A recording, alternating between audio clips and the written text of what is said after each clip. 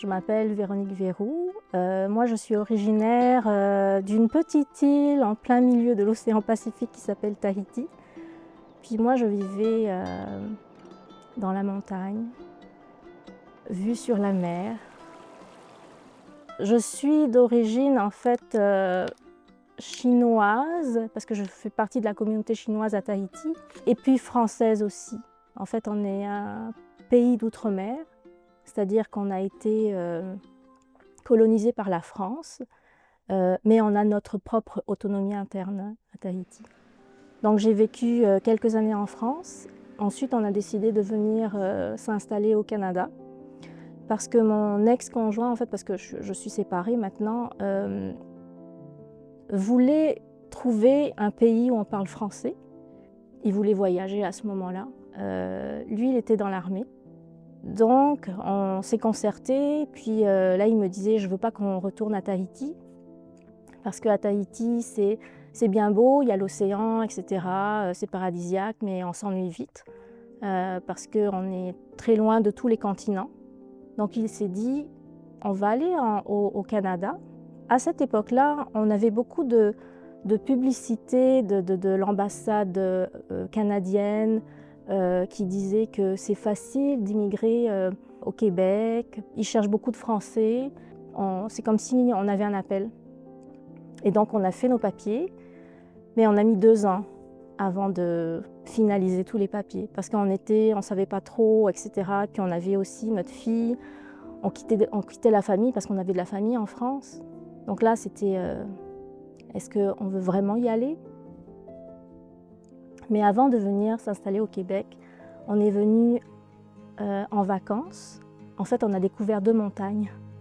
Et moi, je pensais qu'on allait vivre à 2 montagnes. Donc pour moi, c'était waouh, on est en plein dans la nature. Ça me faisait un peu rappeler Tahiti. Puis j'ai eu une belle connexion aussi avec les gens d'ici parce que je trouvais qu'on se tutoyait facilement, alors qu'en France, il faut se vouvoyer. Et finalement, on s'est dit, ben oui. Donc on a rempli tous les papiers, puis on est arrivé ici. J'ai immigré au Canada, en fait dans la province du Québec, en 2001, le 5 juillet 2001 pour être plus précis. Et quand on est arrivé, j'avoue que j'ai eu peur, parce qu'on arrivait dans l'inconnu. On n'avait pas de famille, on connaissait personne. Donc moi, je me suis dit comment on va faire pour s'installer, parce que personne ne va pouvoir nous aider. Donc là, c'était tout un défi. On arrive dans un nouveau pays, on n'a pas de logement, on n'a pas d'emploi, on n'a rien. Donc c'est comme redémarrer à zéro, en fait. Il fallait ouvrir un compte bancaire, il fallait inscrire ma fille à l'école. Sauf qu'à l'école, ils m'ont dit si vous n'avez pas de logement, mais vous ne pouvez pas inscrire votre fille parce que c'est en fonction de là où vous habitez. Donc c'était un peu comme le serpent qui se mordait la queue.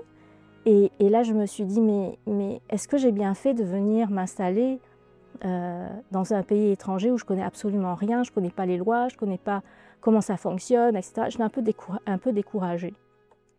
J'ai trouvé un emploi dans l'administratif et je pense que c'est ce qui m'a aidée. Parce que j'ai posé des questions en fait auprès de mes collègues de travail, parce qu'il y a des choses que je ne comprenais pas. Oui, on parle français, nous aussi on parle français en France, mais on n'a pas les mêmes mots.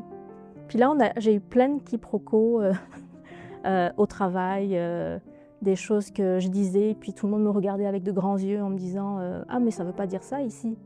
J'ai trouvé ça rigolo. Donc c'est comme s'il faut réapprendre un certain langage. Et puis bon, maintenant c'est rentré. Quand je parle avec ma famille, parfois j'emploie des mots français qu'on emploie ici. Puis là, eux, ils me disent « Ah, mais t'as complètement adopté le langage québécois parce que t'as perdu en fait la signification du mot que j'avais appris quand j'étais plus jeune ». Je me suis mise à la danse. Donc j'ai commencé à faire de la danse classique, puis après j'ai fait de la Zumba, après j'ai fait du Bollywood. Et après je me suis dit, mais pourquoi je ne danse pas ma danse à moi, la danse de mon île en fait?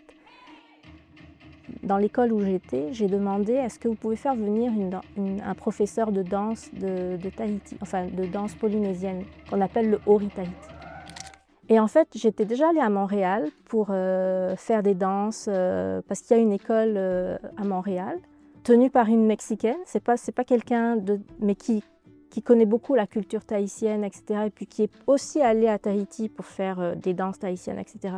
Elle offre des cours et avant, on était juste comme 3 personnes. Puis maintenant, on est comme 20 personnes. Il y a des gens qui sont intéressés à la culture polynésienne parce que, en fait, Tahiti, c'est peut-être une petite île au milieu de l'océan Pacifique, mais il y a une diversité énorme dans le Pacifique. Parce qu'il n'y a pas juste Tahiti, il y a aussi, bon, il y a Hawaï, tout le monde connaît Hawaï, mais il y a aussi la Nouvelle-Zélande, il y a les Vanuatu, les Fidji, la Micronésie, la Papouasie-Nouvelle-Guinée, il y a une myriade d'îles. Je vais faire la route des Powwows en été avec mon conjoint qui est autochtone mais du Mexique et on présente les danses des Powwows aux commissions scolaires parce qu'on s'aperçoit que la culture autochtone n'est pas connue. Non seulement on fait ça dans les écoles, mais on est souvent invité aussi dans des festivals. Je me suis aperçue que les gens, ils ont une fausse idée des powwows. Tout le monde pense que pour aller dans un powwow, il faut être autochtone. Alors que non, c'est ouvert à tout le monde. Quand on fait les heiva, qu'on appelle, c'est les festivals à Tahiti, les danseuses sont habillées avec la nature parce qu'on va aller chercher des fleurs, on va aller chercher des feuilles, puis on va faire nos costumes en fonction de la saison en fait. Donc sur scène, elles sont comme une cinquantaine ou une centaine, mais les filles sont coiffées avec des fleurs, donc on sent l'odeur des fleurs, c'est vraiment parfumé.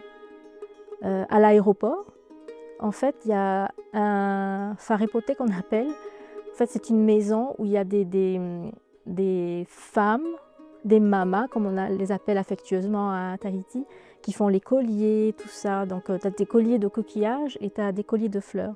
Puis la tradition chez nous, c'est quand on arrive, ma famille, si elle m'accueille, quand je vais à Tahiti, va m'accueillir avec un collier de fleurs. Parce que le collier de fleurs, il est périssable. Mais quand tu repars, que tu prends l'avion, on t'offre un collier de coquillages. Tu es dans mon cœur et ce collier-là, ben, je ne veux pas que tu m'oublies.